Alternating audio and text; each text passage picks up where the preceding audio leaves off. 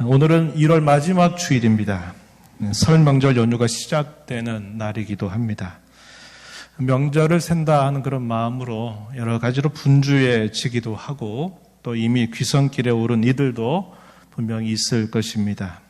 하지만 오늘은 명절보다도 더 큰 날, 안식일이며 주일입니다.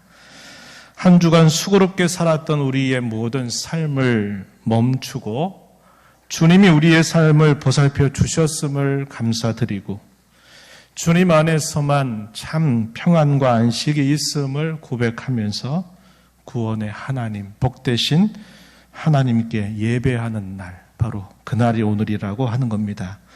오늘도 주님 앞에 참 잘 오셨습니다. 주께서 은혜와 평강으로 여러분들에게 함께 하시기를 진심으로 바랍니다. 오늘은 신년 첫 달 누가복음을 우리가 쭉 읽어오면서 이 누가복음에 이어 역대상의 말씀을 우리가 함께 읽고 있습니다. 역대기, 상하 이 표현들은 포로기 이후에 기록된 말씀입니다.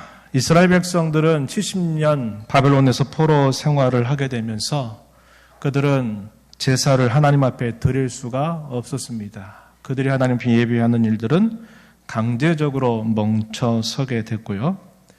예전처럼 그들이 절기 때가 되면 그 절기를 지킬 수도 없었다 하는 것입니다.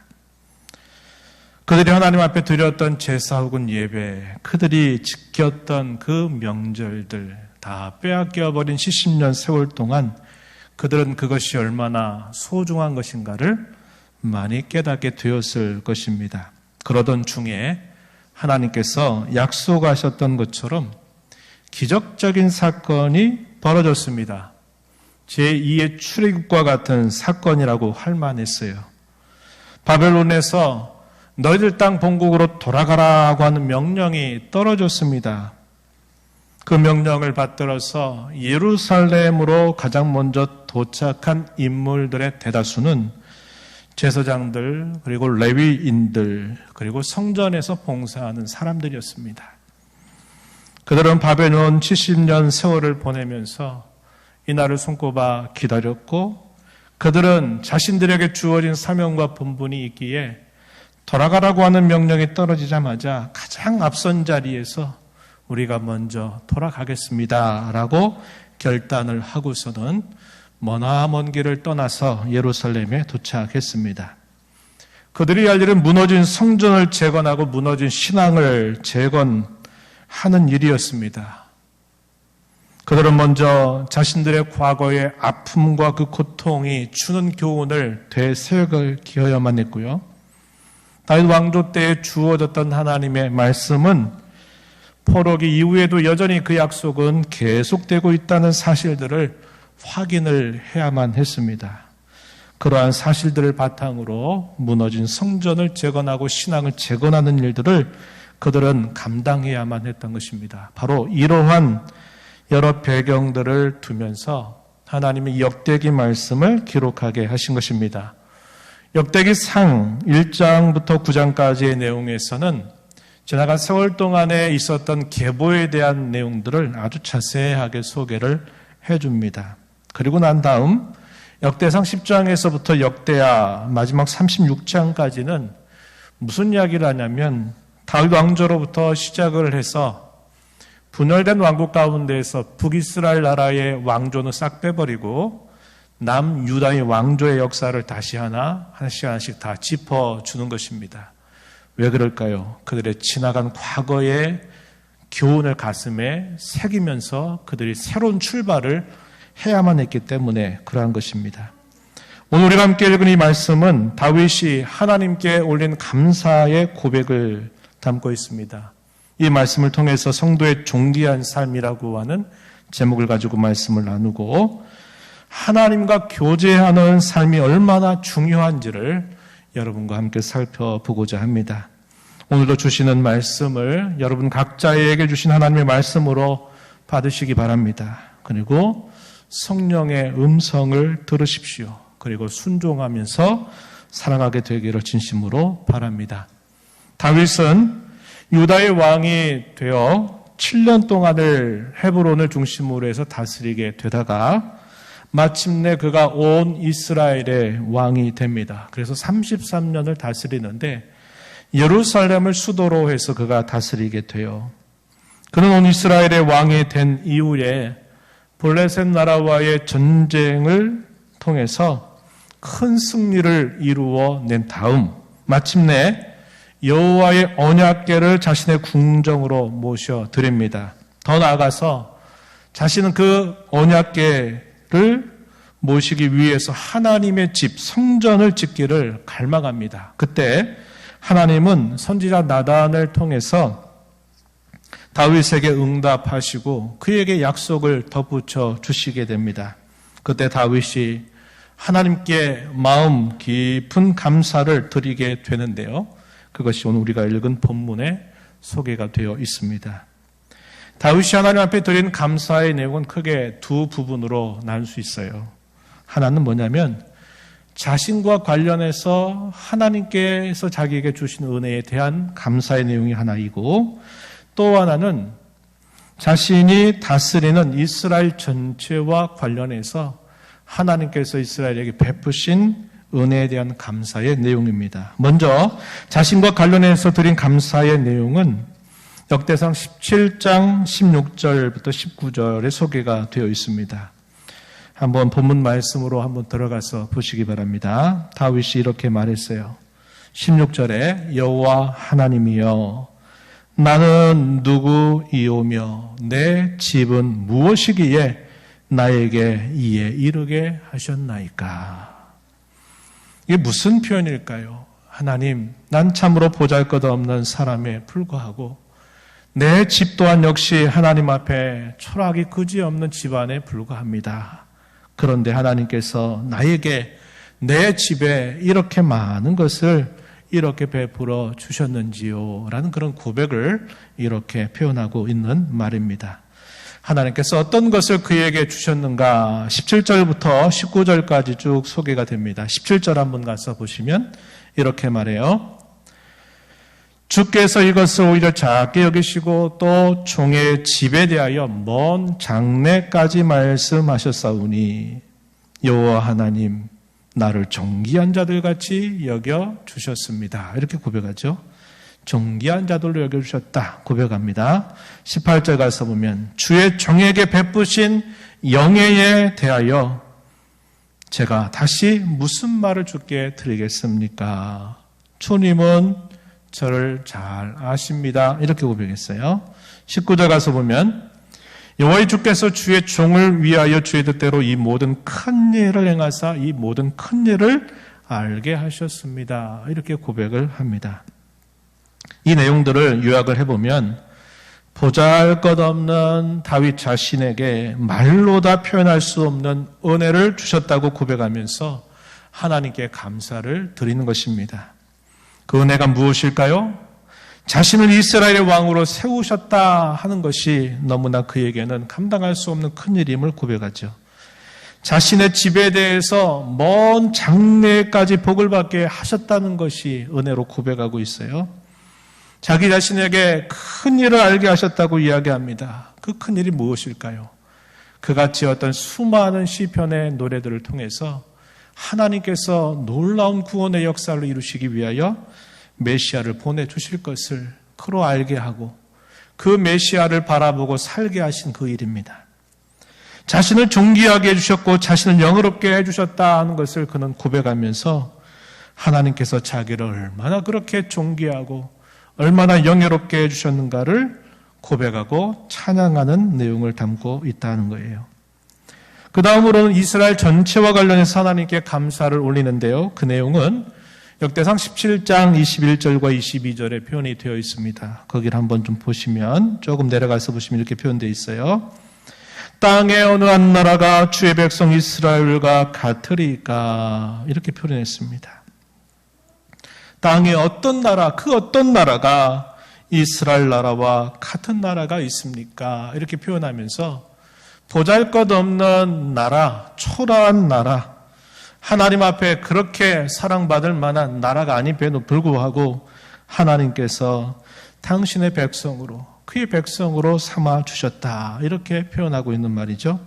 계속 보시면 하나님이 자기 백성을 구속하시려고 나가사 크고 두려운 일로 말미암아 이름을 얻으시고 애굽에서 구속하신 자기 백성 앞에서 이 모든 민족을 쫓아내셨습니다. 주께서 주의 백성 이스라엘을 영원히 주의 백성으로 삼으셨사오니 여호와의 주께서 그들의 하나님이 되셨나이다. 이렇게 고백을 했습니다.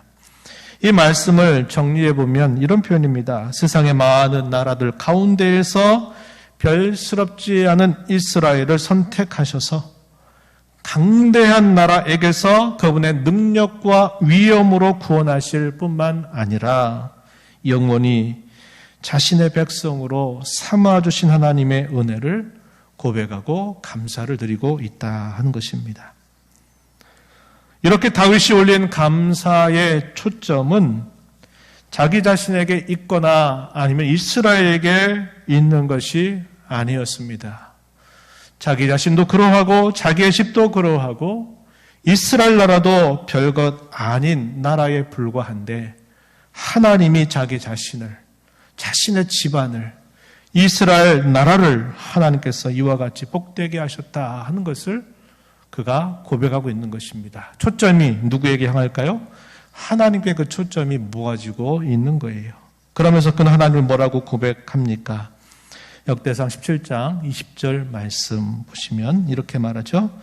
여호와여 우리 귀로 들은 대로는 주와 같은 이가 없고 주 외에는 하나님이 없습니다. 이렇게 고백합니다. 하나님이 얼마나 존귀하신 분인지, 하나님과 같은 그런 신은 세상 그 어느 곳에서도 찾을 수 없는 유일하신 분이시다라는 사실을 고백하면서 그 하나님이 자기와 자기의 집안과 이 이스라엘 나라를 이토록 존귀하게 해 주셨음을 고백하고 있는 것입니다. 그러면 이제 다윗이 이런 깊은 감사의 고백을 드리게 되는 배경이 무엇인가를 한번 살펴보기를 원합니다. 먼저 결론을 말씀을 드리면 다윗은 하나님과 끊임없이 교제하는 삶을 살아왔다 하는 것입니다. 이것을 통해서 우리가 배우게 되는 중요한 영적 이치 중에 하나는 이것입니다. 진정한 감사. 하나님이 기뻐 받으실 만한 감사는 바로 여기에서부터 나온 것이다 하는 것을 우리는 가슴에 새겨야 합니다. 여기가 뭘까요? 뜻밖의 살다 보니까 아이고 하나님이 이것도 주시고 저것도 주시고 이렇게 해주셔서 하나님 감사합니다. 이렇게 고백하는 것이 하나님이 정말 기뻐 받으실 만한 감사가 되지는 못한다는 거예요. 왜 그럴까요? 또 하나님의 손길을 망각하고 살다가 삶이 어려워지고 삶이 답답해지면 또 다시 원망하고 불평하는 일들이 또다시 툭툭 튀어나오게 되는 모습이 나타나게 되는 것입니다. 진정한 감사는, 그리고 마음 깊은 곳으로부터 흘러나오는 참 감사는 어디로부터 주어지는가? 그것은 하나님과 끊임없이 교제하는 삶으로부터 나오는 것이다 하는 겁니다. 내가 알지 못하는 사람이 내가 전철이나 버스나 아니면 내가 지나가는 길거리에서 어떤 사람이 가방이 떨어졌을 때 내가 그 가방을 주워주면서 여기 있습니다. 어떤 물건이 쏟아졌을 때 그 물건을 같이 모아줄 수 있어요. 그럼 그 사람은 뭐라고 표현할까요?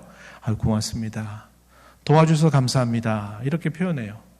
그러나 그것은 당연히 하는 말이지만 시간이 지나면 별 의미 없이 사라지는 말들이에요.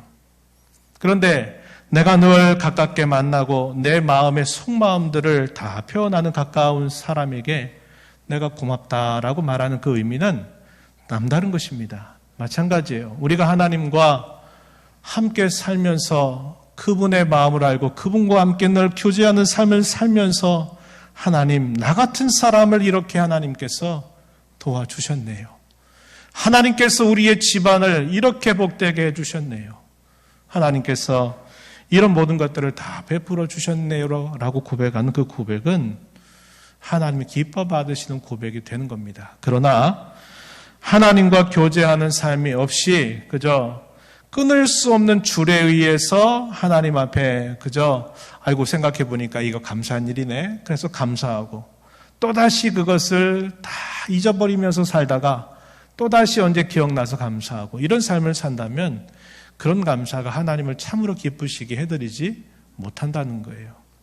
기억해야 합니다. 우리의 진정한 감사는 하나님과 가까이 하고 친근히 하는 그 모습으로부터 그 진정한 감사가 우리 마음 깊은 곳으로부터 올려나오게 돼 있어요. 그러한 감사는 상황을 뛰어넘을 수 있는 겁니다. 어떤 상황이요? 내가 어렵고 힘들 때를 지나고 있는 중에도 하나님께 감사를 올릴 수 있어요. 이걸 우리가 꼭 마음에 새기면서 이러한 진정한 감사를 하나님 앞에 많이 올려드리는 복된 하나가 되었으면 좋겠습니다. 우리 눈이 만나서 밥을 먹고 차를 마시며 서로 이런저런 대화를 나누면서 아니면 어떤 무엇인가를 같이 하면서 서로 관심을 공유하게 되는 것을 두고 교제한다 혹은 친교를 나눈다라고 말합니다. 마찬가지로 우리가 하나님과 교제한다고 하는 것은 하나님을 만나서 그분과 대화를 나누거나 무엇인가를 하면서 그분과 공유하는 것, 그것을 두고 하나님과 교제한다 이렇게 말합니다. 그러기 위해서 꼭 필요한 조건이 있어요. 그것은 서로 주고받는 것이 있다 이 말입니다. 하나님께서 자신에게 주시는 것이 무엇인가를 잘 깨닫고 아는 일, 또 그 깨닫고 아는 일들에 대하여 하나님 앞에 화답하는 일, 이것이 계속적으로 서로 나누는 것이죠. 주기도 하고 받기도 하는 이런 관계들이 잘 만들어지게 되면 이걸 두고 하나님과 교제한다 이렇게 말하는 것입니다. 하나님과 교제하는 삶이란 과연 무엇일까요? 그것은 우리가 살아가는 모든 삶을 하나님과 공유하는 것을 말합니다. 우리의 모든 삶 속에서 일어나는 크고 작은 일들, 기쁜 일과 슬픈 일들, 또 우리 마음의 다양한 감정들, 그것들을 하나님과 공유하는 것, 이것이 대단히 중요합니다. 하나님과 교제하는 삶은 곧 하나님과 동행하는 삶과 같은 말이기도 합니다. 그저 표현만 다를 뿐 같은 뜻을 가진 말인 것입니다. 그럼 어떻게 다윗이 늘 하나님과 교제하는 삶을 살아왔을까요? 우리 몇 가지 구체적인 사례들을 통해서 이것을 알 수 있게 된다고 하는 겁니다. 구체적인 사례들은 하나님이 다윗에게 해주신 일, 그리고 다윗이 하나님께 한 일을 순서대로 살펴보면 알 수 있습니다. 먼저 하나님이 다윗에게 해주신 일, 그것은 그가 고난과 시련 속에서 필요에 따라서 하나님 언제나 그를 도와주셨다고 하는 것, 그리고 다윗 자신도 자기의 장래가 어떻게 될지 모르는 그 미래에 속한 일들을 돌아보니까 하나님이 다 차곡차곡 자신의 미래를 준비해 주셨다는 것을 그가 알게 된 것입니다. 우리가 읽은 본문보다 조금 앞선 내용들을 통해서 확인해 볼 수 있습니다. 역대상 12장 1절 말씀 가서 보시면은 이렇게 표현이 되어 있어요. 다윗이 기스의 아들 사울로 말미암아 시글락에 숨어 있을 때 그에게 와서 싸움을 도운 용사 중에 든 자가 있었으니 이렇게 표현했어요. 언제적 얘기입니까? 다윗이 사울의 추격을 피해서 계속적으로 도피하고 방랑하는 삶을 살고 있을 때예요. 얼마나 그가 답답하고 힘겨운 때를 지나고 있었는지 몰라요. 그런데 하나님께서 그때마다 하나님이 다윗에게 힘을 북돋아 주셨는데 그가 시글락이라고 하는 곳에 숨어 지낼 때 그를 도우려고 왔던 용사들이 있었다라고 표현을 했습니다. 또 8절, 조금 뒤로 가서 8절 말씀해 보면은 가치파 중에서도 이 다윗이 광야의 도피 생활 중에 있을 때 다윗에게 함께하겠다고, 생사고락을 함께하겠다고 찾아온 사람들이 있었다. 용사들이다 소개합니다. 갓사람 중에서 광야에 있는 요새에 이르러 다윗에게 돌아온 자가 있었다. 다 용사다. 싸움에 익숙하여 방패와 창을 능히 쓰는 자들이다. 이렇게 표현했습니다. 이 갓지파의 용맹스러운 용사들이 다윗 당신과 함께 하겠다고 다윗이 숨어있는 요새에 합류하게 된 것이죠. 22절 더 뒤로 가서 보시면은 이렇게 말합니다. 그때 사람이 날마다 다윗에게로 돌아와서 돕고자 하며 큰 군대를 이루어 하나님의 군대와 같았더라, 이렇게 표현을 합니다. 언제적 이야기입니까? 도피하고 방랑생활, 10년 넘는 방랑생활하고 있을 때 하나님께서 때마다 시마다 사람들을 붙여주신 거예요. 그와 함께 하겠다. 충성스러운 사람들을 하나님께서 다윗에게 붙여주셨다고 하는 것입니다. 이것이 그의 삶 속에서 고난과 시련만 계속된 게 아니라 그 고난과 시련 속에서 그에게 때마다 시마다 하나님이 그를 도우셔서 필요한 손길들을 붙여주시고 그 어려움을 이겨나가도록 하나님이 도와주셨던 것을 그는 알게 돼요. 그런데 이 용사들이 나중에 어떤 인물들이 되는 겁니까? 그가 실제적으로 온 이스라엘이 왕이 됐을 때 그 다윗의 왕국을 빛나게 하는 그런 충신들이 되었던 것입니다. 하나님이 그때 붙여줬던 그 사람들, 어려움과 시련 속에서 만나게 했던 그 사람들이 장차 미래에 그들이 자신이 이루는 그 나라에 아주 충신이 되도록 하나님은 그의 미래를 준비시켜 주셨다는 것을 보여주는 것입니다. 또 역대상 12장 38절 이하에 가서 보면은 이렇게 말합니다. 그가 이런 도피 생활을 끝내고 난 다음에 그가 온 이스라엘이 왕이 될 때 어떠한 일이 있었는가를 소개해 줍니다. 역대상 12장 38절에 보니까 이 모든 군사가 전열을 갖추고 다 성심으로 헤브론에 이르러 다윗을 온 이스라엘 왕으로 삼고자 하고 또 이스라엘의 남은 자도 다 한 마음으로 다윗을 왕으로 삼고자 하였다, 이렇게 말합니다. 아까 말씀드렸듯이 다윗이 처음부터 온 이스라엘의 왕이 되지 못했어요. 유다 지파를 중심으로 그가 헤브론을 수도로 삼아서 7년을 다스렸어요. 그러던 중에 사울의 왕가가 하나님 말씀하신 대로 그 왕가의 심판이 내려지면서 이제 상황이 바뀝니다. 그러다 보니까 나머지 지파들의 지도자들이 다윗에게 찾아와서 당신이 우리의 왕이 되어 주십시오라고 요청하는 겁니다. 그래서 온 백성들이 하나의 마음이 되어서 그를 왕으로 삼게 된 것을 표현해주고 있는 것입니다. 이 일에 대해서 다윗은 하나님께 어떻게 화답을 했을까요?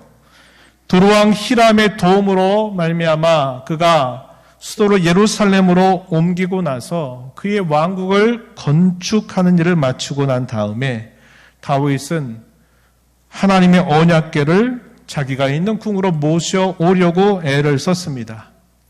역대상 13장 3절 말씀에 보면은 다윗이 이렇게 신하들에게 말합니다. 우리가 우리 하나님의 궤를 우리에게로 옮겨오자, 이렇게 말을 했습니다. 이렇게 말할 때 모든 신하들이 예, 좋습니다, 그렇게 하시지요, 화답을 했던 것입니다.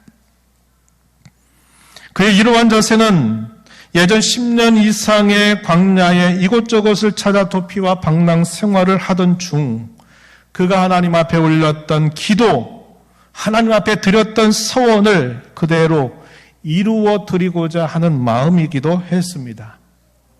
시편 27편 4절로부터 6절 말씀을 한번 보실까요? 여기 보면 이렇게 말합니다. 우리가 잘 기억하는 시편의 내용이에요. 다윗의 소원 같은 고백입니다. 27편 4절에 보면 내가 여호와께 바라는 한 가지 일, 그것을 구하리니 곧 내가 내 평생에 여호와의 집에 살면서 여호와의 아름다움을 바라보며 그의 성전에서 사모하는 그것이라. 내 평생에 한 가지 소원이 있습니다. 그 소원은 내가 여호와의 집에 살기를 원하는 것이고 여호와 하나님의 아름다움을 보면서 하나님을 사모하는 것이 내 평생의 소원입니다. 이렇게 고백을 올린 바 있어요. 5절에 보면 여호와께서 환난 날에 나를 그의 초막 속의 비밀이 지키시고 그의 장막 은밀한 곳에 나를 숨기시며 높은 바위 위에 두시리로다. 6절에 이제 내 머리가 나를 둘러싼 내 원수 위에 들리리니 내가 그의 장막에서 즐거운 제사를 드리겠고 노래하며 여호와를 찬송하리로다. 이 시편이 언제 기록되었을까? 그가 광야의 도피 생활을 하고 있는 중에 하나님만이 나의 진정한 피난처가 되시고 하나님이 위기를 만나서 죽음의 순간이 됐을 때 하나님이 그의 품 안에 나를 숨겨주시는 일들을 경험하면서 하나님, 내 소원은 이거 한 가지입니다. 내가 여호와의 집에 살기를 원하는 것이고 내가 여호와 하나님 앞에 즐거운 제사를 드리는 것이며 여호와 하나님을 노래하고 찬양하는 것입니다 라고 그는 그렇게 고백하고 소원을 올렸어요. 그리고 시간이 흘렀습니다. 온 이스라엘의 왕이 됐어요. 그가 그 도피와 방난 생활 중에 고백했던 그의 고백을 그는 여전히 기억하고 여호와의 언약궤를 나는 모셔 오기를 원한다고 그는 화답하는 모습을 보여준 겁니다. 이것은 단순히 과거에 내가 이렇게 말했으니까 아이고 그거 기억해서 그대로 해야지라고 하는 정도는 분명히 아니었을 것이라고 생각해요. 이것은 우리가 읽었던 4절, 시편 17편 4절이 고백한 것처럼 평생토록 갈망했던 내용이고 그에게 변치 않는 소원이었어요. 그래서 과거에 했던 말을 끄집어내서 기억해가지고 그때 내가 이렇게 했으니까 이렇게 하겠다는 게 아니라 그의 마음속에 늘 품고 있는 갈망, 그 마음속에 늘 가지고 있는 소원이기 때문에 한시도 그것을 잊지 않고 가지고 있었다는 거예요. 그리고 마침내 하나님이 그를 예루살렘의 수도를 정하게 하고 온 이스라엘 왕이 되고 또 두로암 히람의 호의를 받아서 왕국을 멋지게 왕궁을 건설하고 나니까 하나님의 언약궤를 내가 있는 이곳으로 모셔 와야 되겠다 이렇게 생각을 한 것입니다. 그의 기도와 고백은 그의 삶과 다른 것이 아니었어요. 기도와 고백은 그의 삶과 그대로 일치되고 있는 면모를 다윗은 보여주고 있습니다. 이런 말씀을 듣는 하나님은 얼마나 기쁘셨겠는지 한번 여러분 생각해 보십시오. 하나님이 다윗에게 어떻게 화답을 하셨을까요? 하나님은 모든 대적들에게서 다윗에게 승리를 안겨다 주셨고 시간이 흘러가면 흘러갈수록 그의 나라와 그의 왕국을 강성하게 하나님은 해 주셨습니다. 우리는 이에 대한 말씀을 성경 두 곳을 통해서 살펴볼 수 있어요. 역대상 14장 17절 말씀 보면 이렇게 하나님이 다윗에게 은혜를 베푸셨어요. 다윗의 명성이 온 세상에 퍼졌고 여호와께서 모든 이방 민족으로 그를 두려워하게 하셨더라. 누가 해주신 일입니까? 하나님께서 다윗에게 해주신 일이었어요. 역대상 11장 9절에서는 아주 일반화시켜서 이렇게 표현했어요. 뭐라고 말하냐면 만군의 여호와께서 함께 계시니 다윗이 점점 강성하여 가니라. 시간이 흘러가면 흘러갈수록 하나님이 그와 함께 하시니 모든 전쟁에서 패배할 줄 모르는 승승장구가 계속 이어지게 되었고 시간이 흐름에 따라 약해진 게 아니라 더 강성하도록 다윗에게 은혜를 베풀어 주셨다는 겁니다. 전쟁에 나갈 때마다 하나님이 함께 하셔서 승리하게 해주신 기쁨은 얼마나 클까요? 다윗은 그것을 자신의 공으로 돌리지 않아요. 영웅당 같은 이야기로 내 신하들이 이렇게 해서 이렇게 큰 승리를 얻게 되었다. 승승장구했다라고 말하는 것이 아니라 그는 그 모든 공을 하나님께로 돌려드리는 것입니다. 그뿐만 아니라 마침내 언약궤를 자신이 마련한 궁전으로 모셔왔을 때 그는 그것을 두고 얼마나 기뻐했는지 몰라요. 그냥 하나님 기뻐요라고 하는 게 아니라 마치 어린아이처럼 자기의 왕궁에서 자기의 옷자락이 흘러내리는 것도 알지 못한 채 춤을 추면서 그 하나님의 언약궤가 자기이 마련해둔 그 궁정 안으로 들어왔을 때 그렇게 기뻐하는 다윗의 모습을 그는 나타내고 있는 것입니다.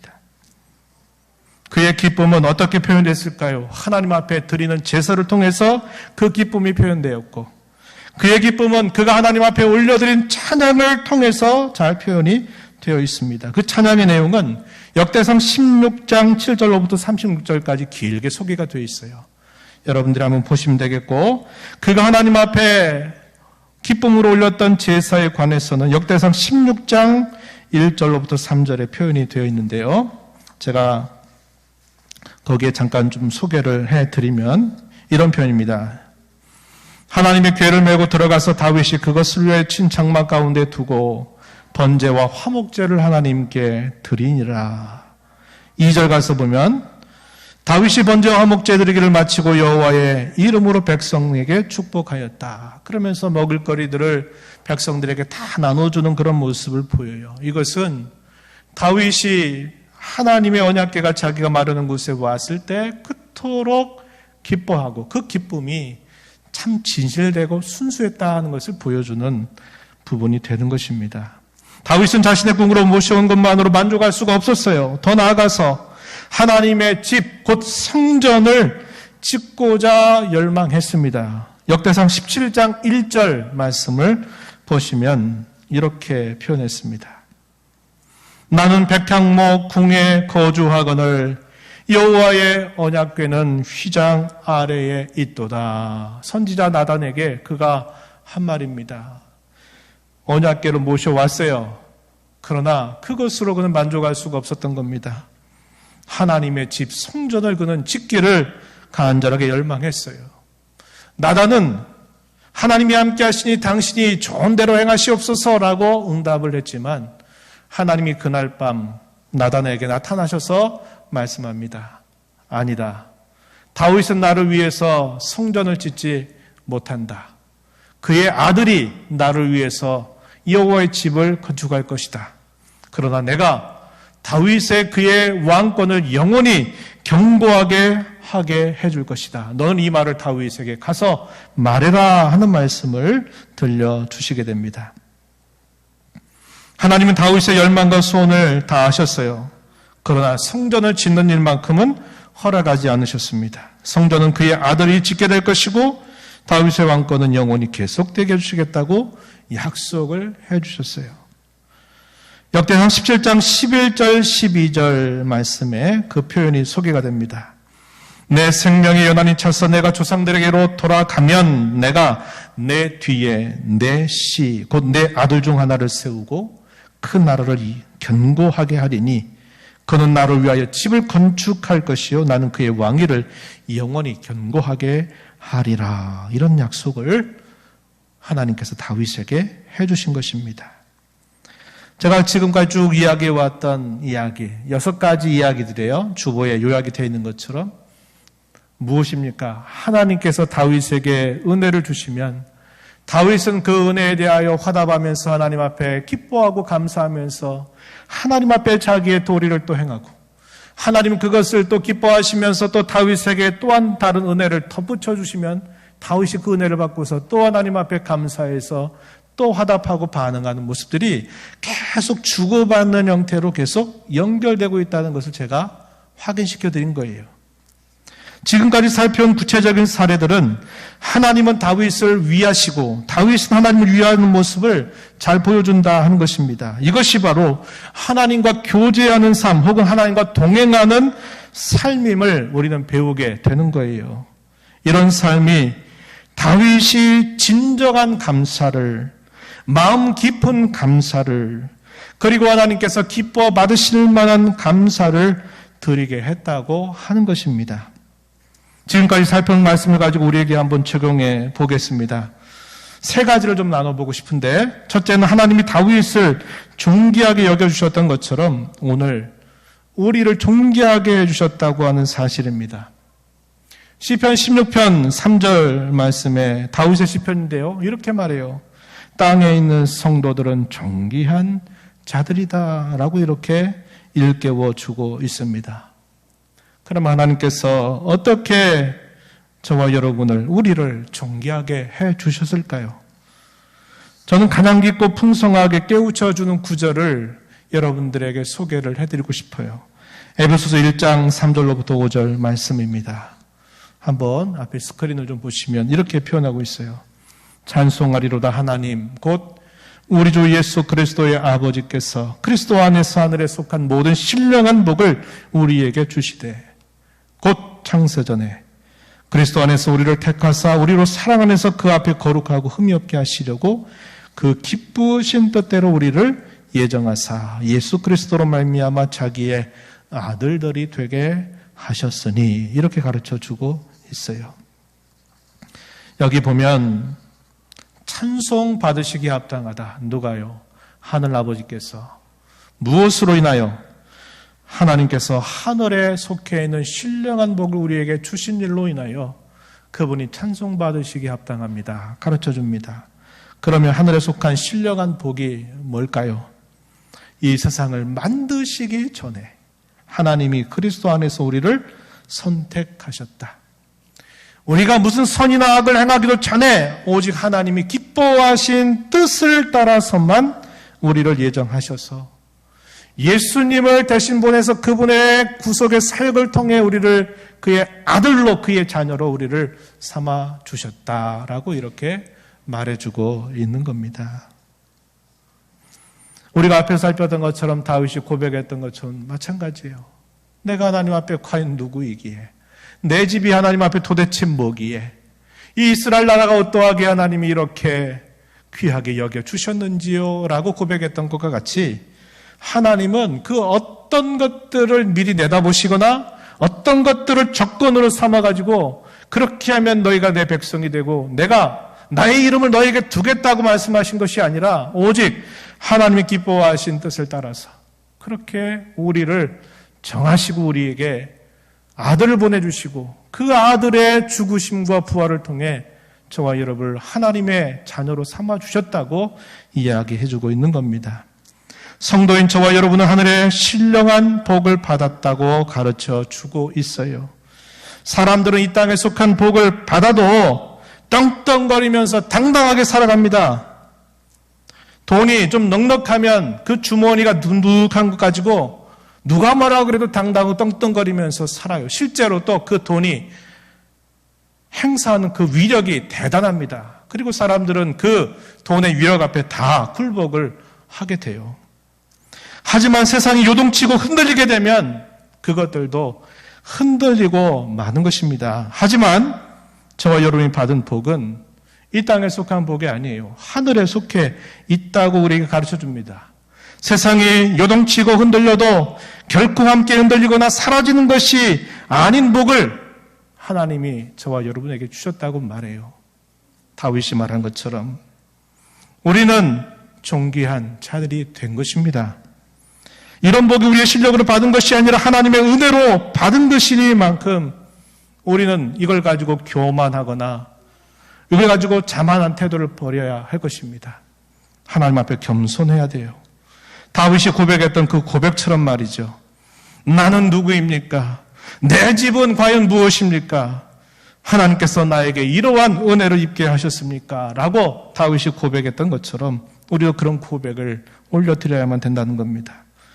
두 번째로 마땅히 요구되는 겸손에 대해서 하나님은 더욱더 큰 은혜를 베풀어 주신다는 사실입니다. 그것이 무엇일까요? 야고보서 4장 6절 말씀에 잘 소개가 되는데요. 이걸 기억하십시오. 겸손은 하나님의 은혜 가운데 머물게 하는 비결이라고 하는 사실을 꼭 기억하십시오. 겸손은 마땅한 바입니다. 왜요? 우리 실력으로 된 것이 아니니까요.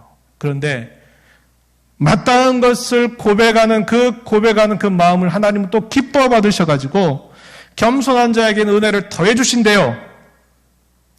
겸손한 사람에게는 항상 하나님의 은혜가 그 위에 머무르게 된다는 것을 우리에게 가르쳐 주고 있는 것입니다.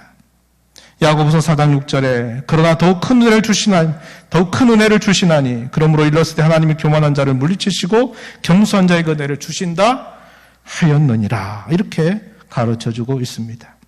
마지막으로 우리를 존귀하게 해주신 하나님 앞에 우리가 겸손하고 그 겸손에 더해주시는 은혜를 끊임없이 누리는 삶을 살기 위해서 무엇보다도 저와 여러분이 관심을 쏟고 집중해야 할 부분은 하나님과 교제하는 삶이라는 것을 꼭 기억하십시다. 그것은 우리가 다윗을 통해서 살핀 것처럼 하나님께서 베푸신 것들을 잘 살피고 그것을 잊지 않는 것입니다. 또한 그 은혜에 대하여 화답하는 데 힘을 기울이는 삶을 살아가는 것을 말하는 것입니다. 먼저 하나님께서 저와 여러분에게 베풀어 주신 은혜가 무엇인가를 잘 살펴보아야 하겠습니다. 우리의 삶 속에서 함께 하셨던 하나님의 손길을 잘 되새겨 보아야 합니다. 그것뿐만 아니라 주의 말씀을 읽거나 설교를 들을 때, 우리가 하나님 앞에 기도할 때 하나님께서 무엇을 내게 주셨는가를 끊임없이 살피는 자세를 가져야 하겠습니다. 그 다음 우리가 할 일이 뭘까요? 하나님 우리에게 주신 그 은혜에 대하여 우리가 잘 화답하고 잘 응답하는 삶을 살아가는 것입니다. 가장 좋은 응답은 주께서 주시는 말씀과 또 올리는 기도를 통해서 하나님의 마음, 그분의 뜻, 그분의 관심, 그분의 기대를 잘 알아드리는 거예요. 나를 중심으로가 아니라 하나님을 중심으로 그분의 생각을 살피고 그분의 마음을 살피는 일에 우리가 잘 알아드리는 거, 우리가 하나님 앞에 드릴 수 있는 가장 좋은 화답입니다. 화답, 반응이에요. 또한 거기에 멈추지 말고 저와 여러분의 생활 속에서 순종을 통해서 그것이 구체적으로 드러나도록 힘을 기울이는 겁니다. 이렇게 살게 되면 하나님과 늘 교제하는 삶을 살게 되는 거예요. 그러한 삶을 살면서 우리는 우리의 존귀함에 대해서 알게 될 것이고, 우리가 하나님 앞에 겸손함을 배우게 될 것이고, 겸손해서 늘 그분의 은혜 안에서 살도록 우리를 하나님이 이끌어 주신다는 것을 배우게 되는 겁니다. 오늘 우리는 다윗이 하나님께 드렸던 진정한 감사, 하나님 기뻐 받으셨던 감사가 무엇인가를 살펴보았어요.